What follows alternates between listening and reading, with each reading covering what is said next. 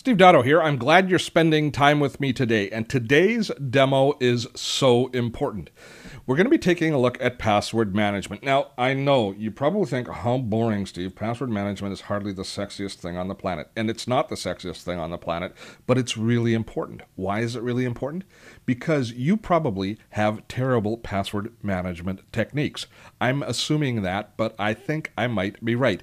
Do you use the same password over and over again and maybe just add an extension on the end? Do you change your passwords on a regular basis? Do you use super encrypted passwords? Well, if you do, congratulations, good on you. And it's probably because you're using a password manager. For those of you who aren't, it's because you're not using a password manager, and let me show you what a password manager will do for you. Now, we're going to take a look today at LastPass, which is the tool that I've been using for a little bit over a year, and I think has done a really good job of integrating in my life and making me more secure. I would be remiss if I didn't talk about kind of the heavyweight in the space, which is 1Password.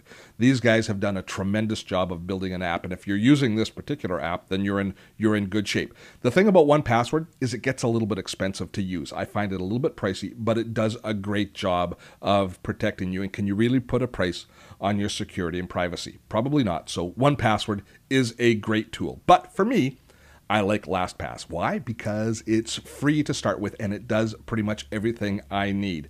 Now, the key to a good password manager is a couple of things. One, it has to be secure. Two, it has to be pretty easy to use because the last thing we need is another thing to do in between getting into our account that we need to get into. We don't need to be bothered as we go in, so it has to be very secure as far as that's concerned.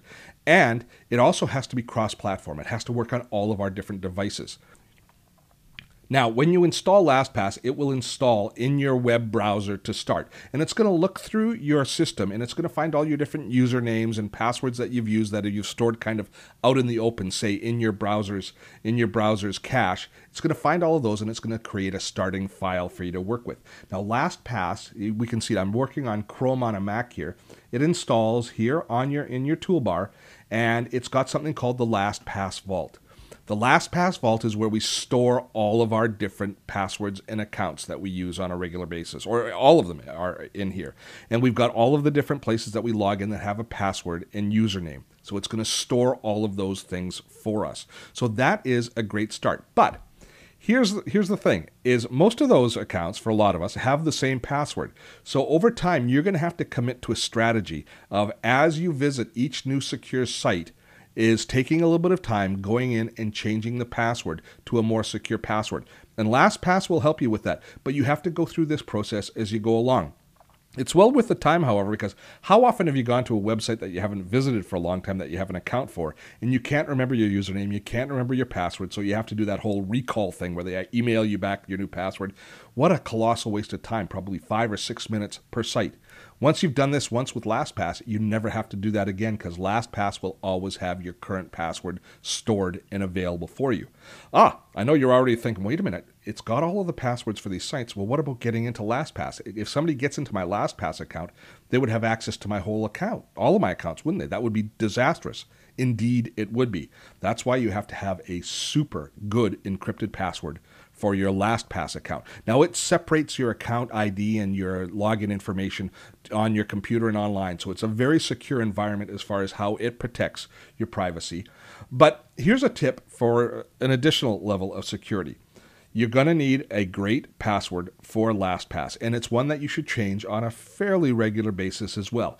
Now, this is where so many of us run into challenges. I mean, a lot of people create a great password and then they store it in a text file or they store it in their address book. These are terrible things to do. No. Here's my tip. Pick a phrase. It can be a nonsensical phrase, but not just a word, but a whole phrase that makes sense to you, and use that. Maybe a quote from one of your favorite movies. And then use the technique that I'm showing you here on the screen, which includes substituting symbols and numbers for some letters that make logical sense for you and help you remember. So that top one says password ideas. See, it's P @55 instead of SS. Can you read the sign underneath? Can you read what my password or passphrase would be underneath? It's "Have fun storming the castle," which is a great line from The Princess Bride.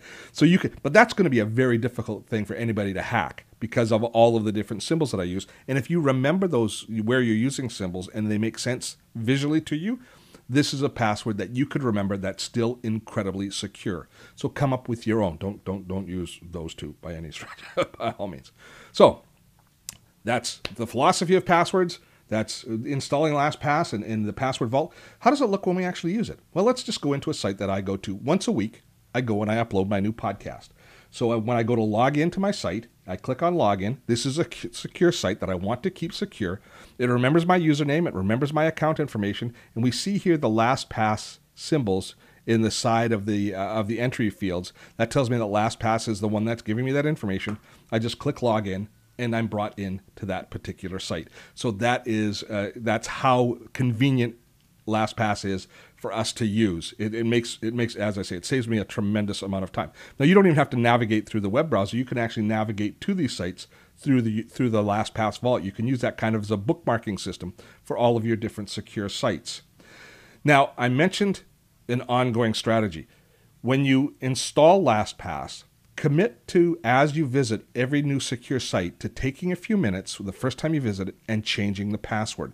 And let me show you how that works within LastPass. So this is an old fly fishing forum that I'm a member of. Now, why is it important to change all of these? Because often we use the same password on those old sites that we use on some new stuff. So our password is out there and it's stored on a lot of secure places. But just how secure are those places? We just recently heard that Adobe got hacked, and everybody who had online accounts with Adobe, their passwords were compromised, which means somebody has my password attached to an account name that they might be able to figure out, and they may be able to track it down to me. So the password that I had on Adobe is now completely compromised. If I'm using that anywhere else, I could be screwed. So it's important for us, we never know what sites are going to be hacked, to go through and to have unique passwords and usernames on each of those sites. Now, the username won't always be unique because often it's our email address. So we have to make sure that that password is unique. Here I am on an old fly fishing site. And you see here in the new password field, it's got the LastPass icon. If I right click on that, I can choose to have LastPass generate a secure password for me. It creates one of these great cryptic passwords, and you can make them as long as you want. You can make them more than just 12 characters. 12 characters is pretty secure, though. When I click accept, it auto-populates them into the field. Then I click on change my password, and now LastPass is storing that information and saving it for me so that when I return to this site, you see here, I'm confirming that I want to save this. And now LastPass has saved that password attached to this fly fishing forum. So I've got a good secure password there that even if this site got hacked, they would never be able to use that password to help them get into one of my other accounts. My level of security just improved that much by that one action. Take time, do this each step of the way. Now, give me a second here and let me fire up my smartphone because I want to show you LastPass on the phone in the mobility space. There is my smartphone. In this case, it's an iPhone. And you see I have two apps. I have LastPass Wallet, or LP Wallet, which allows me to store my credit card information, my driver's license number, those sorts of things in a secure environment within my phone in case I happen to need that information and I don't have the cards available. And I've also got LastPass. Now, the LastPass app here is, in fact, its own little tabbed web browser that allows me to navigate the web through LastPass. And here's where it works beautifully. If you need to get into your bank account or one of your secure sites, you just open the LastPass browser, you tap on the little LastPass symbol, and there you've got the same list as you have in the LastPass vault. So if I say wanted to sign into for some reason, let's say I want to go into my email responder account or my email autoresponder account, I can just click there and launch it. It then opens the account, populates my login information, and then brings me into that account. Isn't that convenient for accessing all of our most secure information? And this is what's available. This is what you pay $1 a month for, is to get access to all of those accounts on all of your devices, which gives you tremendous flexibility and tremendous functionality. You know, if you stop and think about it, our password, by creating a good password strategy, you're probably not going to waste a lot of time and lose a lot of time and energy. Instead, by having it all contained like this in a place that you trust, in a trusted system, you're probably going to end up saving a lot of time as well as making yourself more secure. Because every time you go to enter one of those secure sites, you're not fumbling around trying to remember the username, looking it up where you happen to have stored it, maybe in a less than secure place. Instead, you're going to be using one tool that you trust and is very secure, secure in order to access all of your different secure sites. That to me is the beginning of a really good trusted security system. And LastPass sits at the heart of it as far as I'm concerned. I hope you found this video to be useful. If you have, please give us a like. We always like to have likes here on YouTube. I'm Steve Dotto. Thanks for spending time with me today.